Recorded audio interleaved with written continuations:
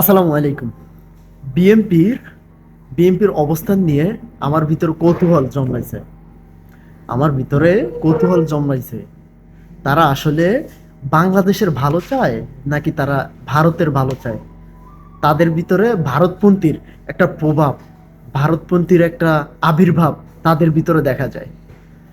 বিএনপির মহাসচিব মির্জা ফখরুল ইসলাম আলমগীর এই যে বাউল আবুল সরকারকে, এই যে বাউল গান গায় আবুল সরকারকে গ্রেপ্তার করার পরে তো বিএনপির মহাসচিব কি বলতেছে, এর তীব্র নিন্দা জানাইতেছে, এর তীব্র নিন্দা জানাইতেছে যে তারা মাঠে ঘাটে এখানে সেখানে গান গায়ে থাকে, যেখানেই গান গাক না কেন এই আবুল সরকার আবুল বাউল, তাতে আমাদের কোনো মাথা ব্যথা নাই। কিন্তু সে আল্লাহকে নিয়ে কটূক্তি করছে, সে আল্লাহকে নিয়ে কটূক্তি করছে, এটা আমাদের সহ্য করার মতো না। বিশ্বাস করবেন কিনা জানি না, আমার ভিতরটা ফাইটা যাইতেছে। ওরা যদি পাই আমি মেরে ফেলবো ওকে, ওকে আমি মেরে ফেলবো। ওর মতো একজন কুলাঙ্গার, যিনি সৃষ্টি না করলে ওর মতো কুলাঙ্গার হচ্ছে যে এই পৃথিবীর আলো দেখতে পারতো না, এই পৃথিবীতে ওর মতো কুলাঙ্গার আসতে পারতো না। সে আল্লাহকে নিয়ে সে হচ্ছে কটূক্তি করতেছে, আর এটাকে সাপোর্ট দিচ্ছে মির্জা ফখরুল ইসলাম আলমগীর, বিএনপির মহাসচিব, এটাকে সাপোর্ট দিচ্ছে। তো এখানে আরো একটা বিষয় হচ্ছে যে আমি যুক্ত করতে চাই, সেটা হচ্ছে যে জামাতে ইসলামকে নিয়ে মানে মহা ষড়যন্ত্র চলতেছে। কারণ জামাতে ইসলামের উপর মানুষের, দেশের মানুষের অনেক আস্থা, অনেক ভরসা, অনেক বিশ্বাস জন্মেছে, আর এটা জামাত ইসলাম অর্জন করেছে। তো এই বিশ্বাসকে ভেঙে দেওয়ার জন্য বিরাট একটা চক্রান্ত চলতেছে। জামাত ইসলামকে প্রশ্নবিদ্ধ করার জন্য বিরাট একটা চক্রান্ত চলতেছে। এতে হচ্ছে যে আমাদেরকে সচেতন থাকতে হবে। যে কোনো চক্রান্ত করুক, যে কোনো দুর্যোগ আসুক, আমরা হচ্ছে সকলকে ঐক্যবদ্ধভাবে এই চক্রান্তর বিরুদ্ধে দাঁড়াতে হবে। এবং এই আবুল সরকারের সর্বোচ্চ শাস্তি ফাঁসির দাবি জানাই। যারা হচ্ছে যে এই আবুল সরকারের এই ভিডিও, এই বক্তব্য, এই গান আপনারা শোনেন নাই, অবশ্যই আমার পেজে যায় শুনবেন। আমি এটা নির্দিষ্ট সময়, যে কোনো সময় এটা হচ্ছে যে ডিলিট করে দিতে পারি। আপনারা আমার পেজে গিয়ে দেখবেন। এবং এর তীব্র নিন্দা এবং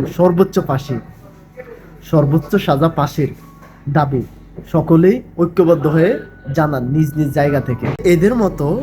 এদের মতো আবুল বাবুল পাগল ছাগল, মানে এরা হচ্ছে যে বিভিন্ন মুসলিমদেরকে নিয়ে কটূক্তি করে, নবীকে নিয়ে কটূক্তি করে, আল্লাহকে নিয়ে কটূক্তি করে, এবং মুসলিমদের বিভিন্ন বিষয় নিয়ে তারা হচ্ছে যে হাসি ঠাট্টা করে।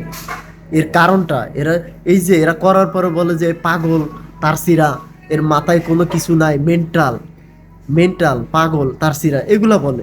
মানে করার পরে, এর আগে সে কিন্তু ঠিকই থাকে। তো এগুলা করতে কেন পারতেছে? এগুলা করতে পারতেছে এই কারণে, কারণ আমরা এর প্রতিবাদ করতে পারি না, আমরা এর প্রতিবাদ করি নাই। এই ধরনের পাগলকে আমরা সাজা দিতে পারি নাই। আসলে তো পাগল সাজে।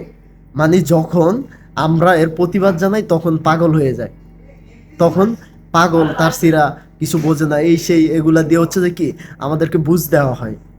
এগুলা করতে পারতেছে বিগত দিনে, এটাই প্রথম না, এর আগেও তো কতবার হয়েছে।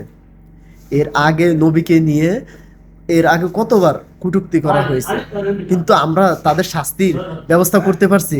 রাষ্ট্রে কোনো তেমন আইন করতে পারছি যেটার মাধ্যমে যারা হচ্ছে ইসলামের বিভিন্ন বিষয় নিয়ে, আল্লাহ রাসূল এবং ইসলামের অন্যান্য বিষয় নিয়ে কটূক্তি করবে, এদেরকে রাষ্ট্রীয়ভাবে সাজা দেওয়া হবে, এরকম কোনো আইন আমরা করতে পারছি?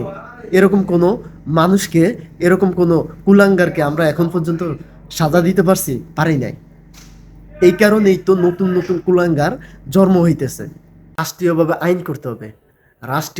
আইন করতে হবে যাতে করে এরকম যে কোনো কুলাঙ্গার আবার যখন কটূক্তি করবে তাকে রাষ্ট্রীয়